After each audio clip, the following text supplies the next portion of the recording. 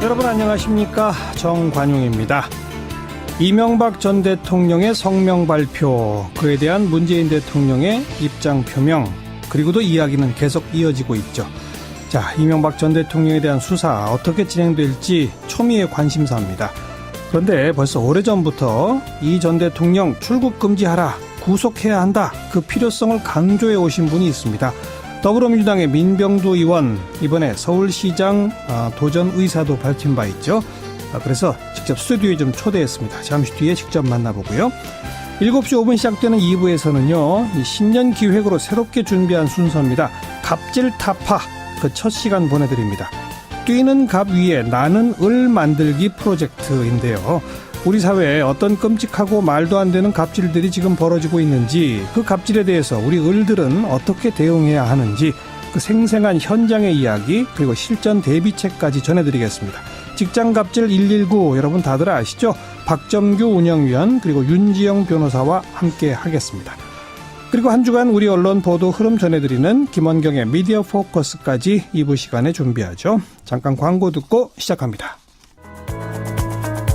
이명박 전 대통령에 대한 수사 앞으로 어떻게 진행될까요? 네, 온 국민의 지금 관심사입니다. 근데 벌써 오래전부터 구속 수사해야 한다, 이런 필요성을 강조해 오신 분이 더불어민주당의 민병두 의원이세요. 최근에 서울시장을 향한 발걸음을 떼기도 하셨는데, 그래서 스튜디오에 직접 초대했습니다. 어서 오십시오. 예, 반갑습니다. 네. 작년 11월 이명박 전 대통령 두바이로 출국한 거 있잖아요. 잠깐. 예. 그때 이 출국 금지 조치 내려야 된다, 1인 시위까지 하셨었죠. 예, 그렇습니다. 그리고 또 최근에 이 전 대통령 자택 앞에서 이 시민단체가 구속 촉구 집회할 때 거기도 참여하셨죠. 네. 이렇게 명시적으로 출국 금지, 구속 꼭 해야 한다고 주장하시는 이유가 뭡니까? 제 마음의 분노가 삭혀지지가 않아요. 예. 과거에는 몰랐던 것들이, 설마 했던 것들이 다 하나씩 규명되면서 진실로 밝혀지면서 예. 이거는 반드시 정의의 심판을 받아야겠다 하는 생각을 갖고 제가 검찰청사 앞에 가서도 또 이명박 전 대통령 자택 앞에 가서도 1인 시위를 하게 된 것입니다. 어떤 것들이 지금 밝혀지고 있는 겁니까, 그러니까? 우선 댓글 사건의 사실 배후이고 공동정범이라고 하는 것은 밝혀진 사실이죠. 다만 기소장에 이름만 안 올렸을 뿐이죠. 다음 두 번째는 박근혜 대통령과 똑같은 특활비를 갖다 상납하였다고 하는 것이 드러나고 있지 않습니까? 예. 5건에 대해서도 점차 진실이 규명되고 있고요. 이 정도 된다고 한다면 사실은 이제 법의 심판에서 벗어날 수가 없을 것이다. 검찰이 기소하는 것이 당연한 수순이다, 저는 이렇게 생각합니다. 네. 그것이 또 국민의 요구고 예. 또 우리 헌법에 부응하는 것이라고 생각합니다. 우리 사회에 분명히, 아니 그래 두 전직 대통령을 다 감옥에 가둬놓고 이거 어떻게 해서 하자는 거냐, 이런 어떤 시각도 분명히 있잖아요. 그 부분이 상당히 부담이 되는 건 사실입니다. 사실 역대 대통령이 다 불행한 역사를 갖다가 갖고 사실은 퇴임을 갖다가 맞는 것에 대해서 누가 사실 이걸 기대하고 또 원하고 바라겠습니까? 그러나 지금 촛불 혁명 이후에 상당히 많은 국민들이 원하는 것은 사실 근본을 바꾸자, 이제 적폐를 청산하자, 새로운 질서를 만들자 하는 거 아니겠습니까? 예, 예. 어떻게 보면 이명박 박근혜 10년 동안 부정과 부패의 바벨탑을 쌓아 올린 겁니다. 그 10층 석탑 바벨탑 중에 위에 5개층을 갖다가 우리가 무너뜨렸다고 해서 부패가 완전히 제거된 것은 아니거든요. 그 밑에 있는 그 부패의 근원, 바벨탑의 근원, 기저까지도 사실은 우리가 정리를 하는 것이 다시는 적폐로 돌아가지 않는, 부패로 돌아가지 않는 그런 사회를 만드는 것이 아닌가 하는 생각이 듭니다. 그렇게 어떤 불가역적인 정의를 세우는 것이 우리 두 명의 전직 대통령이 구속됨으로써 생기는 어떤 불편함보다 그 기대감이 더 클 수가 있다고 보는 것이죠. 불가역적이라고 하는 거는 이 정도까지, 즉 두 전직 대통령 구속으로까지 가놔야 다시는 과거로 못 돌아간다, 이런 얘기인가요? 그렇죠. 정권이 한 번 바뀌고 두 번 바뀐다고 할지라도 반드시 진실은 밝혀질 수밖에 없고, 또 그것이 세월이 아무리 지나갔다고 할지라도 법과 정의는 그것을 용서할 수 없다 하는 기준을 차제에 확실히 만들어놔야 한다는 것입니다. 네. 사실 지난 박근혜 정부 때부터 민병두 의원은 계속 자원외교, 방산비리 이 수사는 절대 멈춰서는 안 된다는 목소리를 줄곧 내오셨죠? 네. 방산비리에 관해서는 저는 제가 제일 먼저 아마 이적의 죄로 다스려야 한다 하는 얘기를 한 바가 있습니다. 네. 나중에 박근혜 대통령도 아마 제 저작권을 갖다가 무단 사용한 것으로 알고 있는데 그렇게 하지 않아 갖고는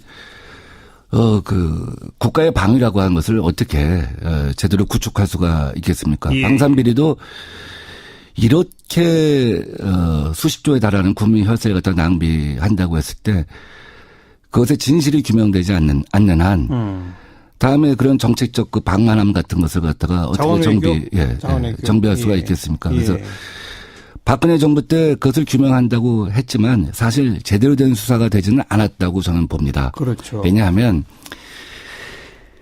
초록은 동색이고 그 뿌리를 같이 하고 있기 때문에 수사를 하다가도 어느 순간은 사실 스스로 저하게 됩니다. 네. 문재인 정부 들어서서 국정원 적폐 사건 같은 경우도 전혀 다른 사람들이 와서 조사를 하면서 진실의 일단들이 드러나기 시작한 것 아니겠습니까? 그러니까 전혀 다른 사람들이 조사를 함으로써 진실 규명에 더 접근할 수 있다 저는 이렇게 생각을 합니다. 네. 사실 지금 현재 검찰은 자원외교 방산비리는 아예 건드리지도 않고 있는 상태 아닙니까? 다시금 건드려야 한다고 보신다 이거죠? 예, 저는 반드시 건드려야지만 진실을 갖다 규명하는 것이 굉장히 중요하다고 생각합니다. 그런데 이명박 전 대통령이 이제 이틀 전에 형식은 기자회견 형식이었지만 사실은 성명서 낭독으로 끝났어요. 이건 이제 정치 보복이다. 이런 어떤 프레임을 짰습니다. 그건 어떻게 생각하세요? 우선 정치적으로 마지막 비명이라고 생각합니다. 어떤 실질적인 저항이라고는 볼 수는 없을 것 같아요. 왜냐하면 실질적인 저항이 되려면 거기에 정의랄지 진실이 있어야 되고 국민적 공감이 있어야 하는데 두 가지가 다 결여된 것 아니겠습니까? 그래서 그것을 어떤 살아있는 권력과 죽은 권력이 혈투를 벌인다, 정면 승부를 한다 이런 시각은 저는 동의하지 않고 예. 그냥 마지막 비명일 뿐이다. 할 수 있는 것이 없고 그런 선상에서 어떻게 보면 할 수 있는 마지막 외마디 아니겠느냐 하는 생각을 합니다. 근데 그 성명의 내용을 보면 많은 국민들이 이렇게 표현되어 있습니다. 이걸 정치 보복으로 여기고 있다. 학동 주변에 있는 많은 국민들이겠죠. 네, 학동에 네. 찾아오는 많은 국민들이 그렇게 생각한다는 것이겠죠. 국민의 공감을 못 얻고 있다. 이렇게 보신다. 네, 저는 전혀 국민의 공감이 없을 것이라고 생각합니다. 그리고 지금 정부 여당은 이건 그냥 사법 절차에 의해서 검찰이 알아서, 즉 청와대의 하명에 의해서가 아니라 증거에 입각해서 지금 문제가 있고 비리와 부정부패가 있으면 그걸 밝혀내고 있는 것이다라는 인식이지 않습니까? 네. 그런데 마치 청와대가 검찰을 조종하는 것처럼 한 그 성명에 대해서 문재인 대통령도 참 분노를 금할 수 없다는 식의 표현까지 한 거 아니겠어요? 예. 근데 그런 대목에 대해서 그 이명박 전 대통령 측 분들이 언급하는 내용을 보면 이런 말들을 해요. 검찰이 그냥 알아서 하는 게 아니다. 오래전부터 집권 여당의 대표가, 집권 여당의 유력 정치인들이, 거기는 아마 민병두 의원이 포함될 겁니다. 이명박 구속해야 한다라고 계속 해오지 않았느냐. 그대로 되고 있는 거 아니냐. 이게 어떻게 왜 하명 수사가 아니냐라는 식의 논리는 어떻게 보세요? 그 정치인의 언어는 정치인의 언어라고 보고요. 문재인 정부에 들어서서는 아마 그런 하명 수사 같은 경우도 과거의 적폐라고 보는 인식이 내부에 있을 거예요. 지금 청와대는 그렇게 주장합니다. 예. 그렇죠. 예. 그러니까 이 정부 들어서서는 진정으로 검찰이나 국정원 이 권력의 상대적 독립성을 갖다 보장하려고 한다는 생각을 저는 갖고 있습니다. 그래서 예. 시작과 전개가 촛불 혁명 때 국민들이 동의했고 합의했던 적폐청산이라고 하는 시대 정신에 부응해서 하는 것이지 개별 사건에 대해서 수위를 정하거나 방향을 정하거나 하는 일은 없을 것이라고 저는 생각을 합니다. 네. 그 문재인 대통령의 인격에 있어서 큰 특징이 하나 있는데요. 하나는 절제고 하나는 정의감이라고 생각을 합니다. 예. 노무현 대통령이 돌아가셨을 때 상주 역할을 했지 않습니까? 그때 사람들이 많이 느끼고 또 어떻게 보면 감동받은 것은 문재인 대통령의 절제였죠. 그렇죠. 절대 상주이지만 복수할 것 같지 않은 표정. 예. 그것이 문재인 대통령의 퍼스널리티의 굉장히 중요한 부분을 갖다 구성하는 것이라고 봐요. 또 하나는 정의감이라고 생각합니다.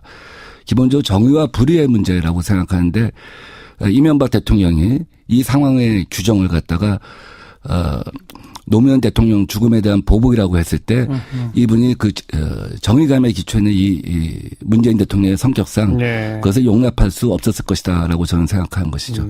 아까 뭐 살아있는 권력, 죽은 권력 사이의 싸움 뭐 이런 표현을 잠깐 언급 직접 하셨는데 뭐 노무현 정부 때의 이런저런 문제점 우리느라고 모르겠느냐. 뭐 곧 뭔가를 터뜨릴 것처럼 하는 얘기들이 쭉 나왔잖아요. 그건 어떻게 보세요? 다 뻥이라고 봅니다. 왜냐하면 정말 그런 것들을 갖고 있다고 한다면 지금 갖고 있다고 한다면 전원 수준일 겁니다. 기록으로 갖고 있지는 않을 겁니다. 네. 기록으로 갖고 있다면 법률 위반이죠. 예. 그리고 두 번째는 노무현 정부가 실질적으로 투명하게 깨끗하게 운영되었다고 봅니다. 그리고 예. 실제로 전쟁을 할 것이라고 한다면 그렇게 벌써 몇 달째 이렇게 흘리는 수준이 아니라 한두 개라도 우리가 이 정도 갖고 있다고 하는 시사를 갖다가 할 수 있는 어떤 그 내용을 갖다가 공개하지 않았을까 하는 생각이 드는데 지금까지 예. 없는 거 봐서는 다 속된 말로 뻥이라고 생각합니다. 아주 그냥 간단하네요. 뻥이다. 예. 네. 결국 구속될까요? 저는 구속될 수밖에 없다고 생각합니다.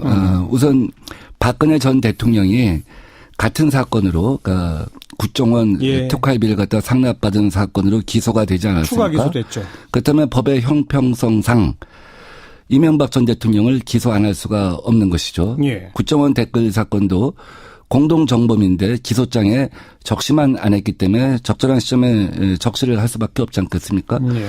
그래서 검찰은 기소를 할 것이라고 보고 기소를 하기 전에 구속영장 청구를 하느냐? 구속영장을 청구를 하게 되면 이제 저는 당연히 할 거라고 보는데 왜냐하면 형평성이랄지 드러난 증거 이런 거에 기초해서 보면 구속영장을 청구 안 할 수가 없죠. 청구를 하게 되면 일반적으로 판사는 영장을 발부할 때 세 가지를 보지 않습니까? 도주의 우려, 네. 증거인멸, 그다음에 범죄의 소명 이 세 가지를 보는데 이명박 전 대통령이 도주할 거라고 생각하지는 않습니다. 그러나 범죄는 소명돼 있고요. 증거인멸은 합동회의가 수시로 열리는 걸 봐서는 예. 증거인멸 우려가 있고 또 지금 범죄를 부정하고 있지 않습니까? 예. 그렇게 되면은 영장을 청구할 수밖에 없을 것이고 평창올림픽이 이제 열리게 되는데 전 세계 외신이 와 있는 과정에서 영장을 그때 가서 청구를 하기는 우리가 좀 여러 가지 정무적으로 판단할 때 적절치 않기 때문에 저는 이 사건이 평창올림픽 개회 전에 마무리될 것이라고 생각합니다. 평창올림픽 개회 전 이명박 전 대통령 구속된다. 예. 이거로군요. 네. 자, 그 얘기는 그 정도 하고 서울시장 도전 의사 가지고 계시죠? 네. 박원순 시장하고 저하고는 생각이 결이 많이 다릅니다. 한두 개가 다른다면 제가 나갈 이유가 예. 없죠. 예. 기본적으로 저는 실제로 말이 아니라 진짜로 사람의 가치를 어떻게 존중할 것이냐, 사람의 가능성을 어떻게 최대화할 것이냐 하는 고민을 쭉 해오고 있습니다. 예. 지금 마포의 청천초등학교가 올해 신입생이 15명입니다. 그렇죠. 은혜초등학교가 폐교를 했습니다. 예. 지금 신입생이 2학급 이하인 초등학교가 서울 전체 초등학교의 7% 가까이가 됩니다. 네. 박원순 시장님 7년을 재임했습니다. 미래가 없다는 것이죠. 초등학교가 문을 닫는 사태가 일어나고 있다고 하는 근데 것은 대안이 있으세요? 전 있습니다. 어떻게 하는 겁니까? 오늘 공개하기가 좀 그러네요. 시간을 내가 충분히 주시면 예. 다음 주 월요일 날 제가 대안을 공개합니다. 저는 작년 7월 달에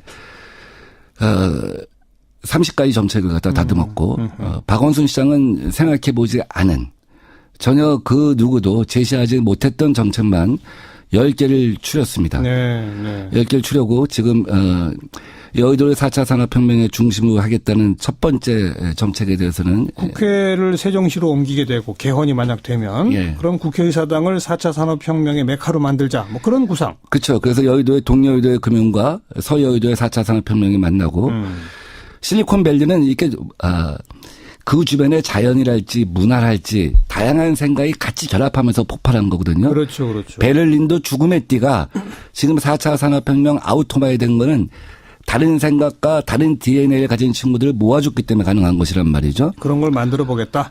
여의도에서. 그래서 용산에 국제공원이 돌아오고 마포에 지금 창업거리가 생기고 있고 또 우리 홍대 문화 같은 것들이 네. 이제 결합이 되게 되면 예. 세계에서 창업하고자 하는 사람들, 창업에 그러라고 하는 사람들이 다 모이지 않겠느냐 알겠습니다. 하는 생각을 하는 겁니다. 그런 굵직굵직한 것들을 이제 다음 주 월요일부터 축축축 발표하시겠다. 네.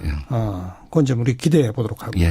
그 최근에 미세먼지 관련해서 대중교통 무료 정책 언발에 오줌 누는데 하루에 50억 원씩 낭비하고 있다. 이렇게 비판하셨더라고요.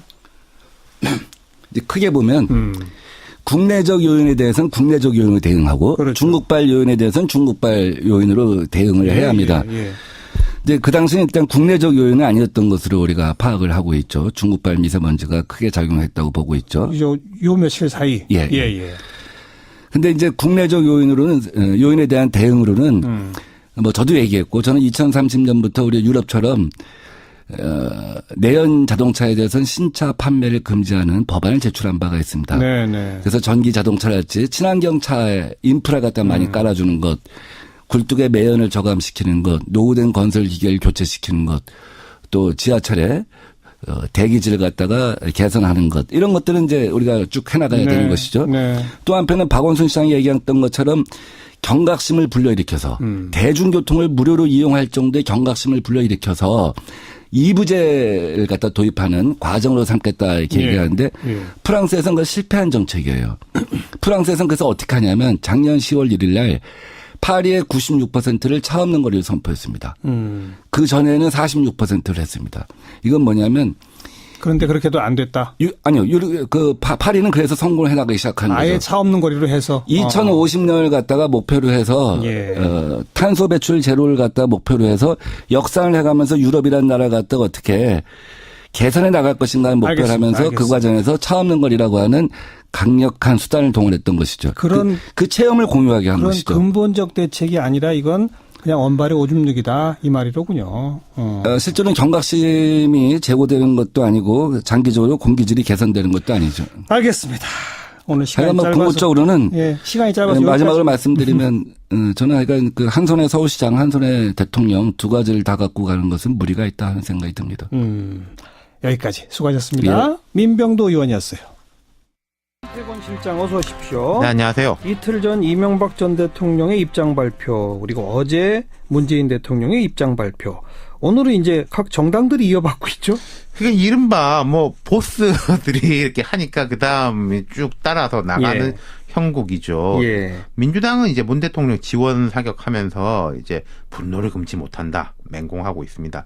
추미애 대표는 이전 대통령이 정치 보복과 보수 괴멸 등 격한 표현으로 자신을 향해 좁혀오는 검찰 수사를 비판했지만 곧 억지 주장이라는 것이 드러났다. 그러면서 이것은 이제 바깥의 정치 보복이 아닌 내폭, 내부 고발이다. 내부 고발. 이렇게 이야기를 했어요. 그러니까 이전 대통령 밑에서 일하던 사람들이 그렇죠. 이야기를 하고 있다. 그렇죠. 검찰에서. 근데 이게 지금 뭐 이전 대통령 측에서 오늘 이제 민주당 박홍근 의원을 고발했는데 뭐 허위 사실 유포 그리고 그쪽에서 이야기한 건 이런 거예요. 검찰에서 이야기한 거 어떻게 여당 의원들이 속속들이 그렇게 잘 아냐. 옛날에는 뭐 우리 보고 비사실 공표라고 하지 않았냐. 이런 반격을 가하고 있는 거죠. 그리고 이제 우원식 원내대표를 포함해서 오늘 민주당 최고위원 회의가 있었는데 그럼 보통 쭉 돌아가면 한마디씩 하지 않습니까? 공개 발언. 단 한 사람도 빠지지 않고 이제 이전 대통령을 이제 비판했습니다. 한국당. 어제 이제 홍준표 대표가 문 대통령이 노무현 전 대통령 비서실장 같은 말을 하는 것은 부적절하다. 이렇게 이제 꼬았고 김성태 원내대표는 대통령이 분노를 금할 수 없다. 인내할 수 없다고 말한 순간 이미 한풀이 보복 수사의 굴레를 벗어날 수 없게 됐다. 이랬어요. 그러니까 엊그제 이명박 전 대통령, 어제 문재인 대통령 앞으로 이제 정당의 이런 공방 이건 뭐 뻔히 예상할 수가 있는 일이잖아요. 그렇죠. 특히 이제 이전 대통령 그럴 겁니다. 이게 정치적 갈등의 프레임, 뭐 진보와 보수의 프레임, 이제 보복의 프레임 이런 식으로 가져가는 게 애초에 목표였을 거예요. 목표였겠죠. 민주당이 이제 이건 진보와 보수의 프레임이 아니다라고 강조를 하지만은 뭐랄까 이렇게 치고받는 과정에서 이전 대통령이 사실은 조금 바랬던 쪽으로 흘러가는 거라고도 볼 수가 있는 거죠. 바로 그렇기 때문에 청와대도 뭐 문 대통령의 입장 표명이 굳이 필요한가 그런 의견들이 좀 고민했다고 있었죠. 해석되는데 어쨌든 이제 형국은 여기까지 왔는데 앞으로 그럼 어떻게 될까요? 두 가지를 볼 수 있을 겁니다. 이전 대통령 측이 뭐 여러 사람이 그런 말 하는 거지 않습니까? 우리도 아는 거 많다. 예. 노 전 대통령 시절에 대해 가지고 그렇죠. 뭐 개띠해, 개싸움 이런 식으로까지 이야기하면서 뭐 폭로 이런 식으로 운을 띄우는데요. 예. 저희가 현실화되기 어렵다고 봐요. 어렵죠. 예. 과거 사례를 보면요.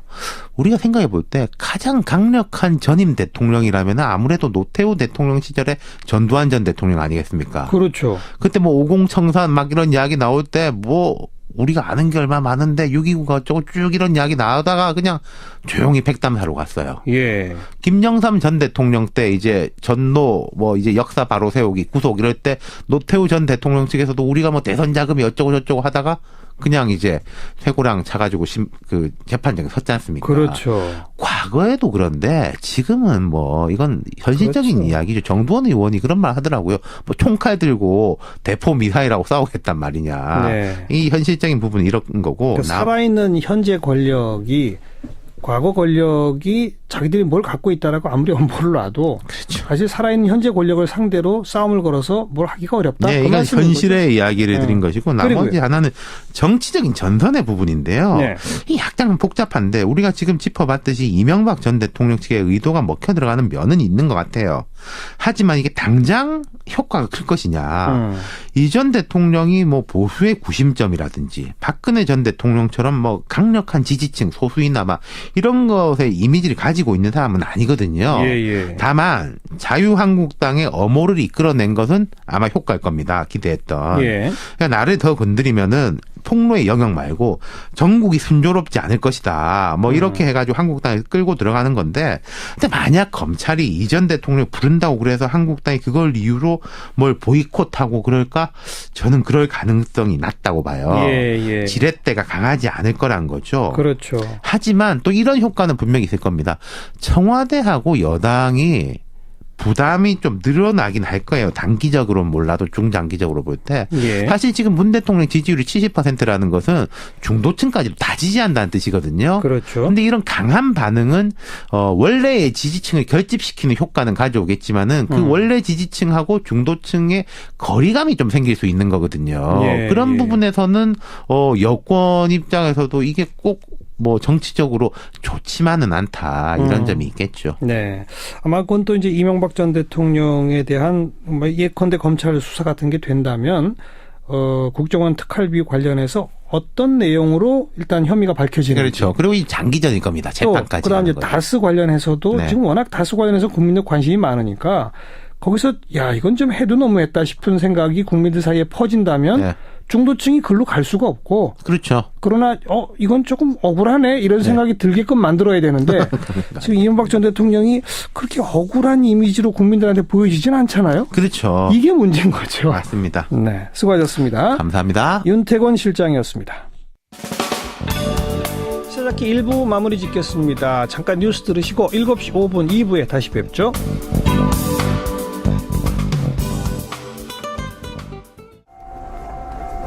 오늘 하루 화제가 된 뜬 뉴스들부터 정리해드립니다. CBS의 김현지 기자 안녕하세요. 네, 안녕하세요. 네, 오늘 첫 소식이요. 네, 여자 쇼트트랙 간판 스타 심석희 선수가 코치로부터 폭행을 당해 선수촌을 이탈했던 사실이 알려져서 파문이 일고 있습니다. 네. 이 심 선수는 다행히 복귀는 했지만 평창 동계올림픽 겨우 3주 남겨두고 이런 소식이 알려지면서 네티즌들은 충격과 안타까움을 금치 못하고 있습니다. 어쩌다가 이런 일이 벌어진 거예요? 네, 폭행을 한 코치는 14년 지기 은사라는데요. 올림픽을 앞두고 페이스 조절로 그간 심 선수와 마찰을 빚어오다 손찌검까지 한 것으로 알려졌습니다. 하하. 논란이 불거지자 빙산연맹은 해당 코치를 직무 정지하고 다른 코치로 바꿨습니다. 하지만 올림픽을 코앞에 두고 이런 일이 생기면서 심 선수뿐만 아니라 다른 선수의 경기력 저하도 우려되는데요. 이번 사건으로 2004년도에 있었던 선수 폭행 사건도 재조명되고 있습니다. 이 당시 쇼트트랙 여자 대표팀 최광복 코치가 선수들을 상습 구타해서 6명이 무단 이탈하기도 했는데요. 여전히 빙상계에 구시대적인 악습이 남아있다는 지적입니다. 앞으로는 절대 이러면 안 되죠. 네, 다음 뉴스는요. 네, 한국인이라면 궁금한 게 생겼을 때 엠포털의 지식인 많이 이용하실 텐데요. 예. 지난해 지식인 서비스에 가장 많은 질문이 쏟아졌던 주제가 배틀그라운드인 것으로 나타났습니다. 배틀그라운드 이게 뭐예요? 네, 안 그래도 궁금해하실 것 같아서 배틀그라운드는 인기 온라인 게임입니다. 96명의 플레이어가 한 섬에 고립돼서 최후의 1인이 남았을 때까지 이 상대를 제거하는 생존 경쟁 게임인데요. 무려 54,812개의 질문수를 기록했습니다. 게임을 그냥 하면 되지 지식인에 뭘 물어본다는 거죠? 네, 저도 궁금해서 검색해봤습니다. 예. 그런데 봤더니 대부분 PC 견적을 묻는 질문이었습니다. 아하. 이 게임을 하려면 또 좋은 성적을 내려면 PC 사양이 좋아야 한다고 합니다. 하지만 여유 자금이 넉넉지 못한 게이머들이 CPU나 모니터 최소 사양을 묻거나 또 가격대에 맞는 조립용 부품 견적을 내달라는 질문을 대부분 했습니다. 또 이외에도 증강현실 게임인 포켓몬고와 오디션 프로그램을 통해 탄생한 아이돌 그룹이죠. 워너원이 가장 많은 지식인 질문수를 기록했습니다. 네, 뭐 10대, 20대가 지식인을 가장 많이 이용하는 걸 새삼 느끼게 되는군요. 자, 다음 뉴스는요? 네, 유럽에 불어닥친 살인 폭풍입니다. 현재 시간으로 어제 프레데릭이라는 폭풍이 유럽을 강타하면서 최소 10명이 숨졌는데요. 이 얼마나 거센지 지붕이 내려앉는가 하면 차도 뒤집힐 정도라고 합니다. 허허. 관광지로 우리에게 친숙한 국가죠. 이 독일, 네덜란드, 벨기에 이런 곳에서 피해가 속출하고 있다고 합니다. 그 풍속이 얼마나 되는 겁니까? 네, 한때 시속 200km가 넘으면서 허리케인급으로 격상되기도 했답니다. 또 이후에도 시속 85km의 강한 바람이 계속 불고 있습니다. 네. 피해가 가장 심한 곳은 독일입니다. 구조 작업을 하던 소방관 2명을 포함해서 가장 많은 6명의 사망자가 발생했고요. 또 10만 가구가 정전되고 한 학교는 수업 도중에 지붕이 날아가기도 했습니다. 네덜란드와 벨기에, 이탈리아에서도 나무에 깔리거나 지붕에서 추락하면서 인명피해가 발생했습니다. 영국과 루마니아에서도 수만 가구의 전기 공급이 끊겼고요. 이 강풍에 늑대 보호단체의 울타리가 날아가면서 늑대 한 마리가 탈출했다가 또 나중에 잡히는 소동도 벌어졌습니다. 네, 기상이변 여전하군요. 수고하셨습니다. 김현지 기자였습니다. 네, 직장 갑질로 심장마비 올 것 같은 을들에게 심폐소생을, 뛰는 갑 위에 나는 을 만들기 프로젝트. 오늘부터 저희 이사자키 신년기획 갑질 타파를 진행합니다. 격주 금요일마다 두 분과 함께 할 텐데요. 직장 갑질 119 소속이십니다. 을의 남자 박점규 운영위원, 을의 여자 윤지영 변호사, 어서 오십시오. 안녕하세요. 안녕하세요. 네, 우리 지난 12월 12일 날 여기서 만났었죠. 예. 네. 직장 갑질 119가 변호사, 노무사, 노동 전문가 수백 명이 모여서 하시는 거죠? 네, 241명이 함께 모였습니다. 온갖 그 갑질들의 제보를 받아서 문제 해결하는 곳 맞죠? 네, 맞습니다. 작년에 그렇게 소개했는데, 그죠? 예. 근데 이제 격주마다 고정으로 저희 스튜디오에 오시기로 했어요. 왜 오시는 겁니까? 저희가 한 2개월 좀 넘게 제보를 받아보니까 그 상사들이 직원을 회사의 동반자가 아닌 하인으로 부리는 거예요. 예. 동반자로 부리면 정말 할 수 없는 그런 욕설이나 어떤 횡포나 부당한 대우나 불법 행위들을 하고 있어서 이거는 좀 을들이 좀 용기를 가지고 그렇죠. 뭔가 이 문제에 맞서야 되겠다라는 생각이 들어서 이 얘기를 우리 시청자분들과 함께 나눠서 을들이 좀 힘을 합치는 네. 그런 새해가 됐으면 좋겠다는 마음으로 이 자리에 나왔습니다. 을들은 가만히 있지 말자 이제. 네, 그렇습니다. 고발하자. 네, 그렇습니다. 방송에서까지 고발하자 이런 거군요. 네, 그렇습니다. 그럼 이제 갑들은 조심해라 이거로군요. 네, 그렇습니다. 네. 그래서 두 분은 그 사이에도 문제 해결을 많이 해오셨죠? 예. 윤지영 변호사 뭐 해결한 건 있습니까? 일단 개인적인 사정을 이야기하고 싶은데요. 제가 직장갑 119에 대한 애정이 너무 넘친 나머지 그간 이제 대상포진과 독감으로 좀 시달렸습니다. 네. 근데 그 와중에도 오픈 카톡방에서 계속 상담을 하고 이메일 접수도 굉장히 많이 들어오고 있어요. 뭐 하루에도 10수건 들어오고 있고 그래서 이메일에 대해서 답변도 하고 직접 제보를 해주신 분과 전화 통화도 하고 법률 자문하면서 만나기도 했죠. 예. 그래서 뭐 일일이 열거하기 어려울 정도로 많은 사례들을 저희가 조사하고 제보하고 해결했었고요. 그럼 뭐 하나 좀 소개해 주세요. 성과 거두신 거. 예. 원래 이제 제보가 들어온 거는 한 2개월 전쯤이었어요. 그 제보자는 여성이고 네.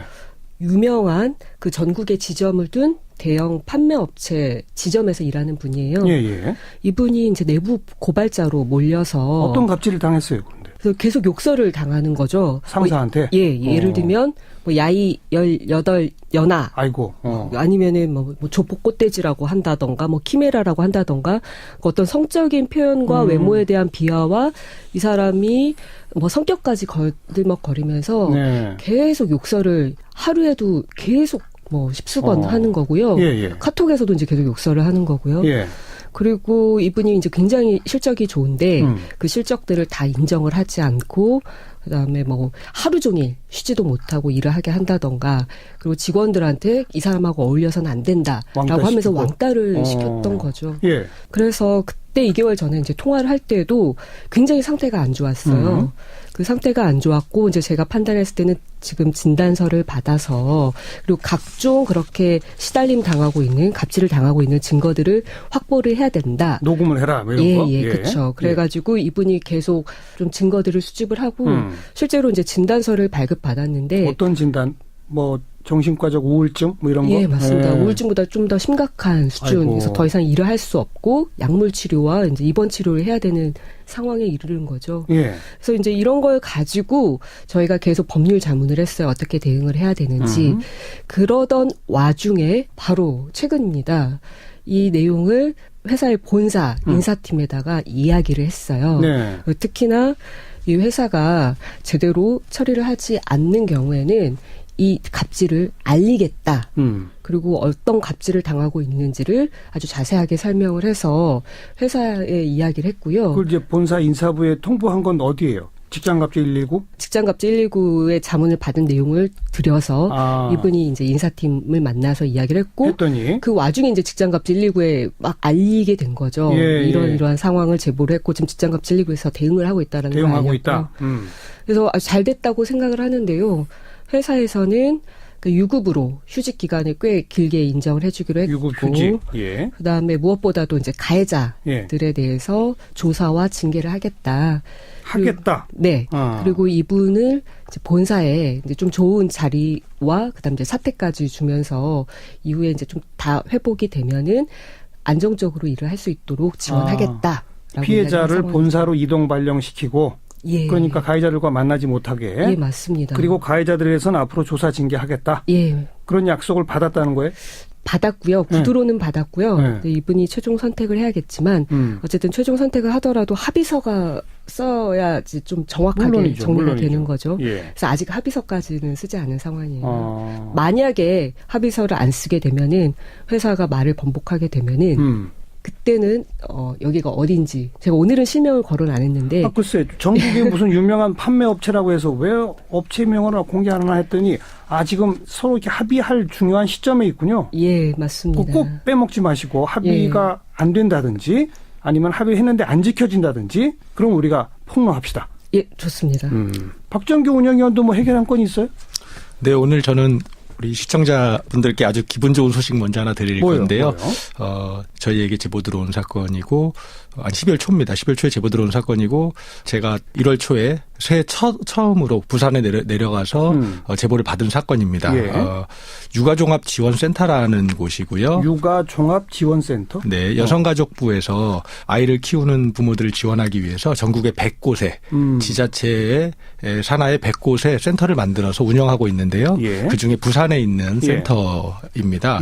거기에서 원장의 갑질에 시달리던 제보자 두 분이 어렵게 정말 용기를 한 걸음 한 걸음 내주셔서 제보를 하게 됐고요. 너무 기분 좋게 어제부로 그 원장을 이제 보냈던 그 대학교에서 원장에게 사표를 받았고 사표가 수리되어서 우리 제보자분들을 포함한 직원분들이 오늘 굉장히 행복한 하루 첫날을 맞이했다는 소식을. 어떤 갑질을 당했어요?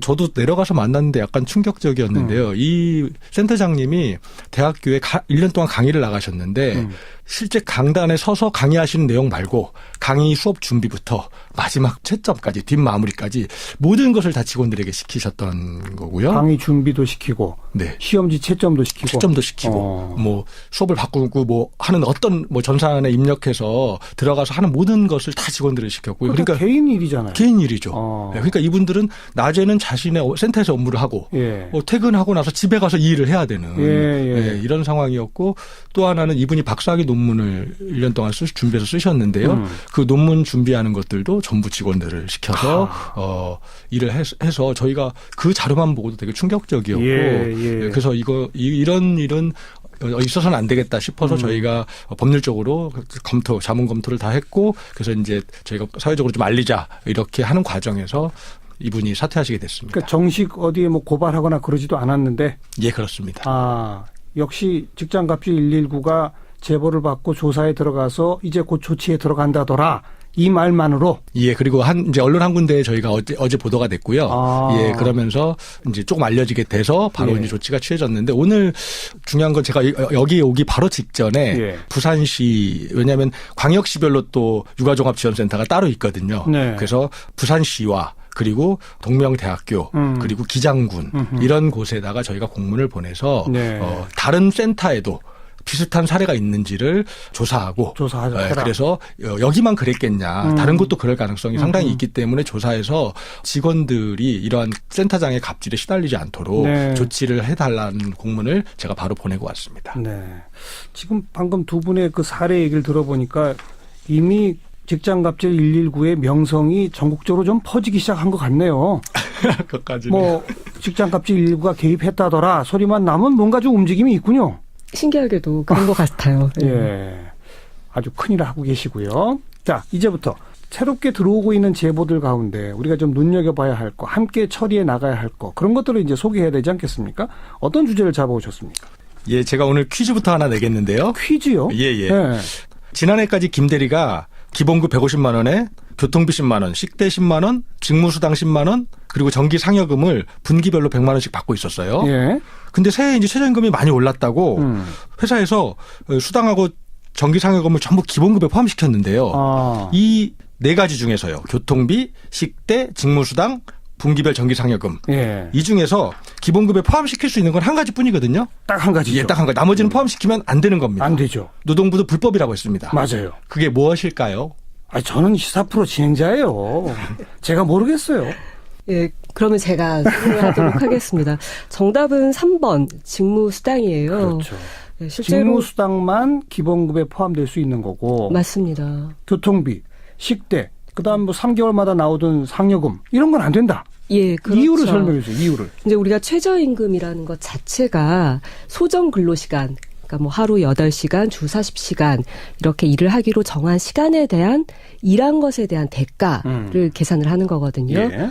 그렇기 때문에 실제로 우리가 뭐 최저임금 계산한다고 했을 때 그 최저임금에 복리후생비라고 하는 것들, 그러니까 일한 거에 대한 대가가 아니라 식대라던가 교통비라던가 이런 거는 복리후생비다 이거죠. 맞습니다. 일한 거에 대한 대가는 아닌 거죠. 이런 것들은 최저임금 계산할 때 빼야 되는 거예요. 맞아요. 나머지 그러니까 사실상의 기본급 중심으로 그 기본급이 최저임금을 넘는지 여부를 따지는 거죠. 그리고 이제 분기별 상여금 같은 경우에도 이거는 일한 거에 대한 대가라기보다는 사실상 뭐 명절 휴가비 뭐 이런 식으로 어떤 보상으로서 지급을 하는 거거든요. 그렇죠. 그래서 이런 것들도 사실 최저임금 계산할 때 기본급에 넣어서는 안 되는 거죠. 알겠습니다. 그거 말고 그 왜 성과에 따른 인센티브 있잖아요. 그건 어떻게 돼요? 그게 좀 어렵기는 합니다만 실제로 이게 월별로 고정적으로 나가는 게 아니기 때문에 그 역시도 최저임금에 포함되지는 않아요. 안 된다. 그러니까 지금 여러 가지 중에 사실 직무수당이라고 이름을 별도로 떼서 한 10만 원 주던 거 이것만 기본급에 포함시킬 수 있다 이거잖아요. 예, 맞습니다. 네. 그런데 요즘 도처에서 교통비 식대 주던 거 기본급으로 다 넣고 있는 사례들이 많죠. 어떻습니까? 예, 굉장히 많이 제보가 들어오고 있는데요. 지난주까지 100건이 넘게 제보가 들어왔고요. 직장갑질 119로. 그중에서 저희가 유명한 회사가 어렵고 아주 영세한데 그래서 최저임금 주기 어렵다. 이런 데가 아니고 네. 유명한 프랜차이즈거나 대기업인데 이런 데에서 최저임금을 안 맞춰줬다는 제보가 들어와서 네. 저희가 10곳을 좀 추려서 예. 노동부를 만나서 근로감독을 요구했습니다. 예. 그 10곳이 어디예요? 지금 노동부에다 조치까지 하셨다는 거 아니에요? 예, 제보 내용을 저희가 상세하게 검토를 했고요. 그 유명 커피 전문점도 있었고 유명 설렁탕 집도 있었고요. 그리고 대기업의 하청이 또 되게 중요한데요. 얼마 전 어제 그제인가요? 공정거래위원회에서도 대기업이 납품 단가 문제 때문에 하청업체가 최저임금을 맞추지 못하게 하는 경우가 있으니 네, 네. 그것을 살펴라 네. 하고 지도를 했는데 네. 저에게 신고 들어온 것은 대기업도 2곳이나 있었습니다. 계속 대기업, 뭐 유명 설렁탕집 이렇게만 하시는 거 보니까 노동부에 근로감독을 요청까지 하신 상태죠? 예, 저희가 구체적으로 확인을 해서 요청을 하기는 했는데요. 이제 정확하게 근로감독 결과가 나오면 그때 공개하도록 하겠습니다. 그런데 그 유형이 어떤 거예요? 제보 들어온 내용들이. 예, 유명 설렁탕 체인점 같은 경우에는요. 휴게 시간을 원래 1시간이었는데 2시간으로 늘린 거죠. 휴게 시간에 대해서는 임금을 안 줘도 되니까.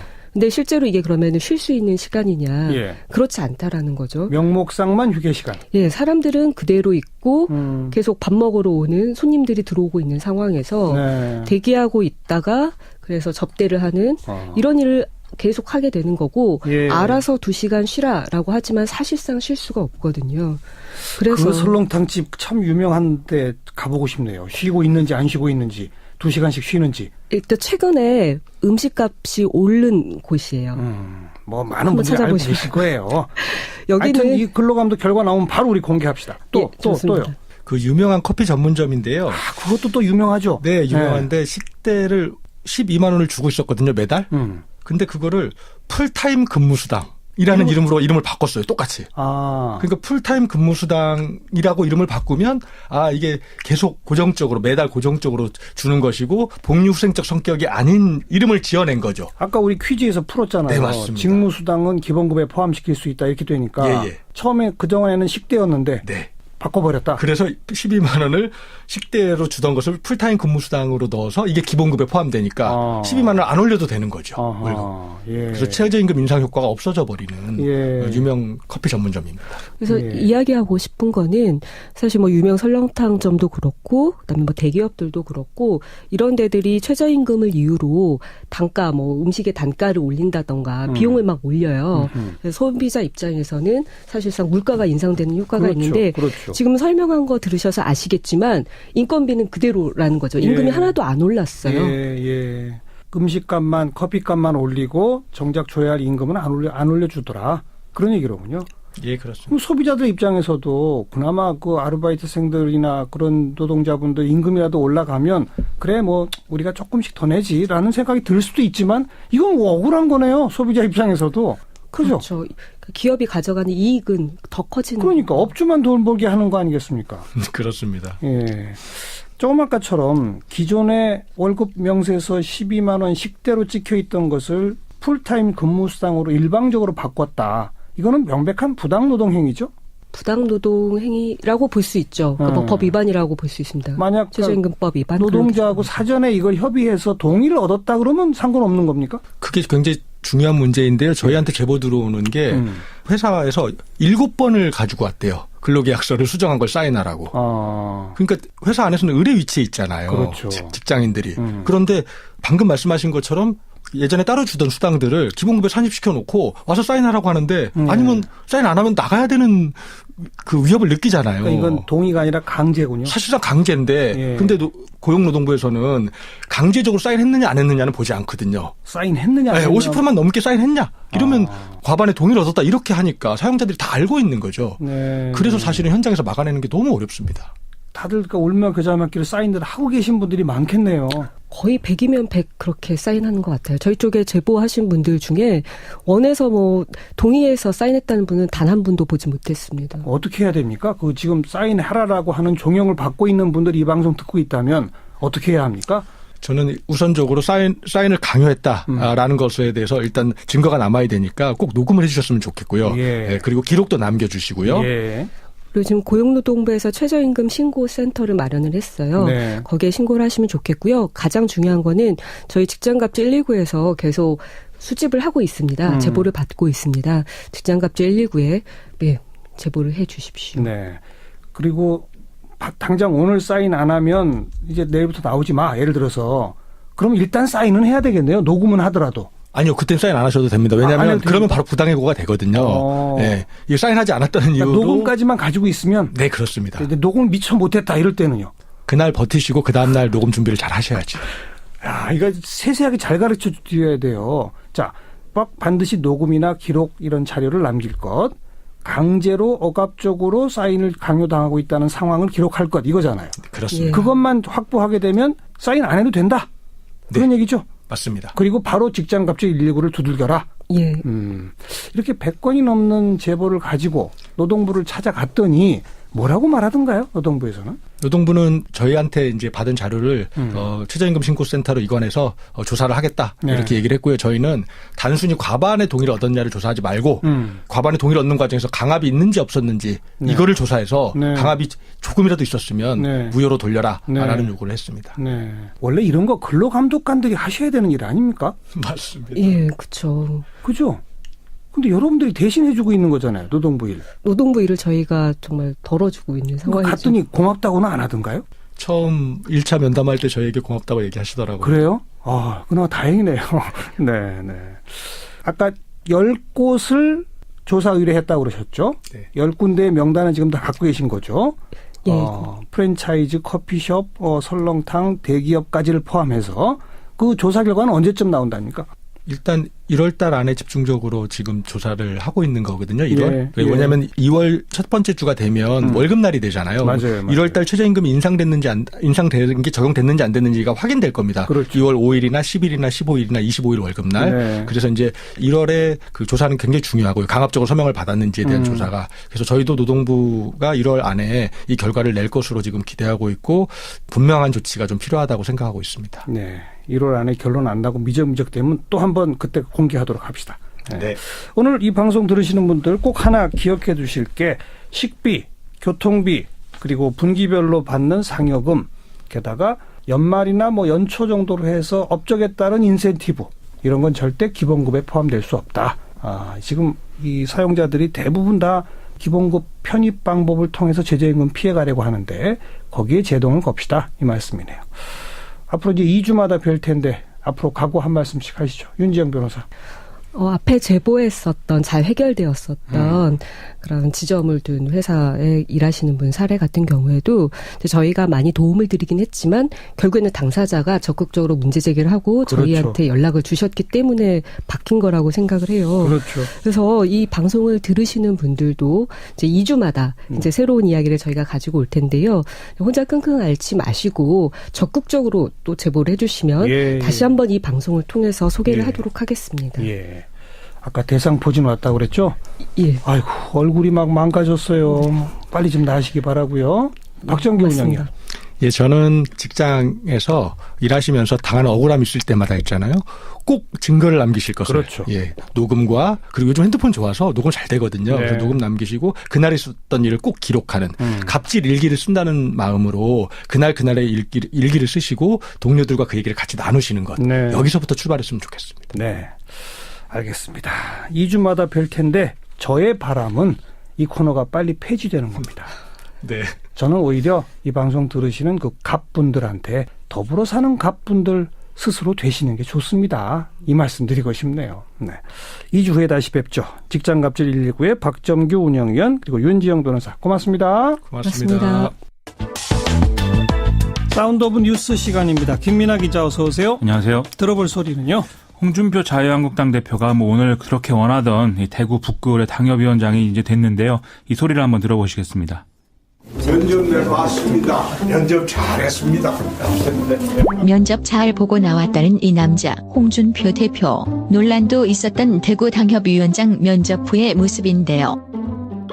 자유한국당 홍준표 대표가 대구 지역 당협위원장 공모에 나서겠다고 밝혔습니다. 자유 대한민국을 지키는 대구는 뺏겨서도 안 되고 넘겨줘서도 안 되고 기가 불하는데 어떻게 밖에 나가서 싸울 수 있습니까? TK가 든든하게 받쳐주면 수도권에서 우리가 이길 수 있습니다. 정말 대단한 홍 대표의 대구 사랑. 하지만 꽃길만 걷겠다는 거냐는 비판도 나왔었죠. 서울 정문이 아니라 대구 생문으로 비집고 들어가서 국회의원 한번 해보려는 마음밖에 없다는 것이 홍 대표의 선택으로 인해 자유한국당은 전국 정당에서 TK 자민련으로 전락할 것입니다. 어찌됐든 지방선거를 향해 흰국당의 홍준표 후는 출항을 시작합니다. 네, 당협위원장이 되긴 했는데 총선에는 안 나간다 입장 다시 또 밝혔죠? 그렇습니다. 그런데 이제 여의도 정치를 기준으로 볼 때 당협위원장을 굳이 맡는다는 거는 뭐 선거 출마를 전제하지 않으면 그런 일은 안 일어나니까요. 여러 가지 이제 해석이 나오고 있습니다. 총선이 아니라면 보궐선거에 나가겠다는 거 아니냐, 또는 뭐 대구시장에 나간다는 거냐, 뭐 이런 여러 가지 얘기 막 나오는데요. 참고로 이 지역구의 현역 의원은 지금 더불어민주당의 홍일학 의원이죠.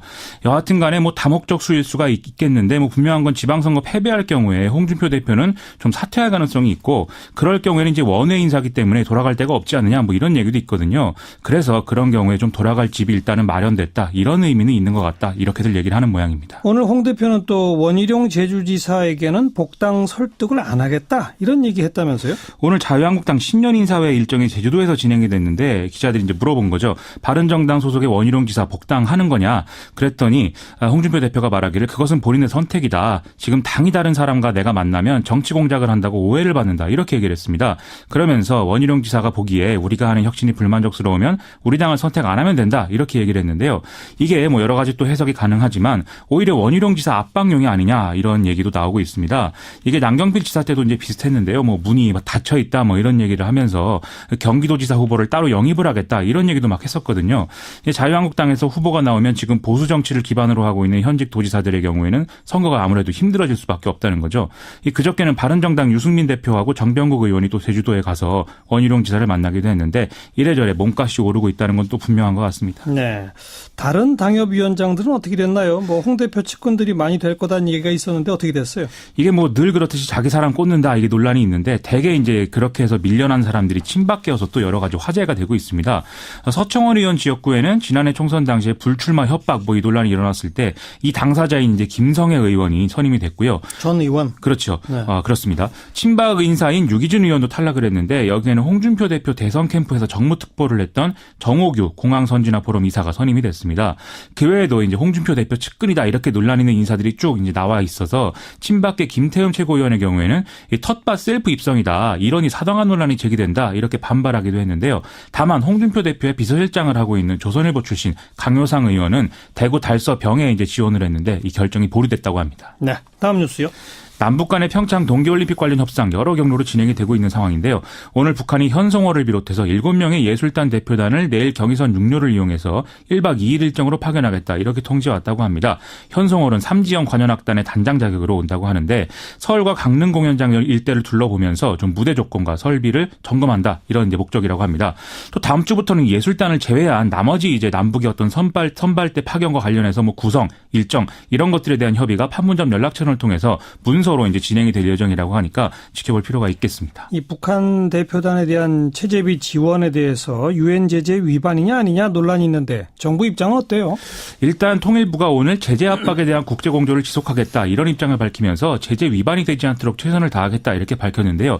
이 논란 자체에 이제 부정할 수는 없는 상황에서 최대한 피해가겠다, 이런 얘기인 거죠. 내일 스위스 로잔에서 IOC와 남북 간에 이런 문제를 포괄하는 이제 협의가 진행이 될 것인데 여기서 이제 비용 문제가 쭉 논의가 될 예정입니다. 가장 민감한 부분은 최룡해 등의 어떤 고위급 인사가 내려오는 경우인데 여기에 대해서 통일부는 특히 개인에 대한 제재의 경우에는 은행 거래를 제한하는 금융 제재라는 점을 고려해서 이제 뭐 조치를 하겠다, 이렇게 설명을 하고 있는데요. 하지만 뭐 논란이 아예 없을 수는 없는 상황인 것 같습니다. 네, 다음 뉴스는 오늘 외교안보 상황과 남북관계 개선을 주제로 외교부, 국방부, 통일부, 문화체육관광부, 국가보훈처 등의 5개 부처 합동 업무보고가 실시가 됐는데요. 지금 관심을 가장 많이 받은 것은 국방부의 업무보고 내용인 것 같습니다. 국방부는 올해 10월 달에 전자권 전환 조건 달성 여부를 평가하기 위한 로드맵을 수정 보완해서 확정할 방침이라고 밝혔는데요. 이 로드맵을 통해서 전자권 전환 조건이 달성됐다고 판단이 돼야 실제로 이 전자권 전환에 들어갈 수 있다, 이런 얘기인 것이죠. 그 전자권 전환되면 한미연합사가 미래사령부로 바뀐다는 거죠? 그건 어떻게 됐어요? 이에 대해서 이제 올해 5월 달에 미래연합군 사령부 편성안에 대한 한미 합의를 추진한다. 이 내용이 이제 보고에 들어가 있는데요. 이 내용은 기존에 이제 얘기가 많이 나오던 대로 한국군 사성 장군이 사령관을 맡고 미군의 사성 장군이 부사령관으로 하는 이런 체제로 되어 있습니다. 그래서 한미 연합사와 좀 유사하지만 이렇게 좀 지휘 참모 체계가 좀 바뀐 상태를 유지한다. 이런 내용인데 그런데 이게 이제 2014년에 한미 간 기본적 합의에 의한 그런 조치이긴 하지만 최근에 이 방안에 대해서 미국의 긍정적인 분위기가 아니다. 그래서 이후 합의가 좀 불발됐다. 이런 보도도 같이 나온 바가 있거든요. 그래서 좀 걱정이 되는 그런 상황입니다. 어쨌든 좀 정작권 전환 논의는 차질이 없게 진행이 돼야 되겠습니다. 하지만 아직도 이 협의하고 조정해야 할 것들이 많이 있군요. 그렇습니다. 그것보다도 국방개혁 관련해서 복무기간 줄이고 병력 감축안이 발표됐죠. 그렇습니다. 이 국방개혁 문제도 역시 보고 내용에 포함된 상태인데요. 2022년까지 현재 61만 명 수준인 병력을 육군 중심으로 이제 50만 명 수준으로 감축을 하겠다는 것이고 또 병사 복무기간도 단계적으로 28개월까지 단축한다. 이런 내용입니다. 근데 이게 늘 나오는 얘기이기도 한데 또 사회적으로 계속 논란이 되는 부분이기도 하죠. 그래서 좀 여러 이제 사회적 합의가 필요한 것 같고요. 또 북한의 장사정포 및 핵미사일 공격을 포함한 전면전이 발발할 경우에 최단 시간 내 최소 희생이 승리하도록 새 작전계 수행 개념을 수립한다. 이 내용도 있는데 이것도 국방개혁이랑 같이 가야 되는 그런 문제이기 때문에 좀 섬세한 설계가 필요할 것 같습니다. 네, 수고하셨습니다. 고맙습니다. 김민아 기자였습니다. 한 주간 언론의 보도 동향 살펴보는 미디어 포커스입니다. 민주언론시민연합의 김원경 사무처장 어서 오십시오. 안녕하세요. 자, 오늘은 어떤 주제를 볼까요? 예, 일단은 지금 비트코인이 가장 큰 화제가 되고 가상화폐. 있습니다. 네, 게다가 네. 뭐 정부가 오락가락 뭐 정책 혼선 이래서 네, 네. 보도들이 굉장히 많았죠. 예. 가장 많은 지적은요. 사실은 정부의 우왕좌왕하는 태도가 혼란을 부추겼다. 예. 그리고 대응이 늦었다라는 그렇죠. 것에 대한 지적이었습니다.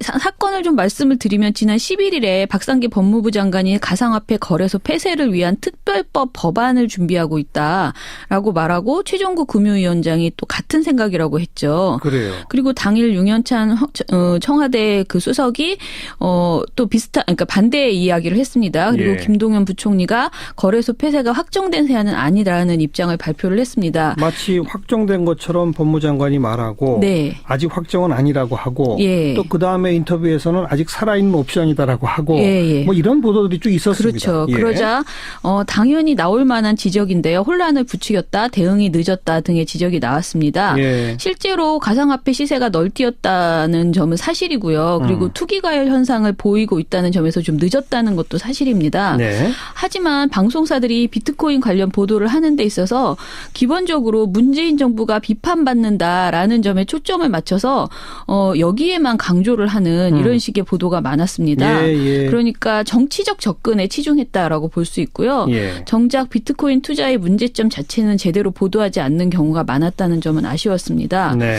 그리고 가상화폐를 통해서 한몫 챙긴 사례를 나열해서 이것은 오히려 투기를 부추기고 호기심을 자극하는 보도가 아닌가라는. 그런 보도도 있었어요? 네. 어떤 보도입니까? 예를 들면 TV조선이 13일 내놓은 나라 안팎 가상화폐 초대박 설설설이라는 보도가 있었는데요. 제목 자체가 초대박 설설설이에요? 네네.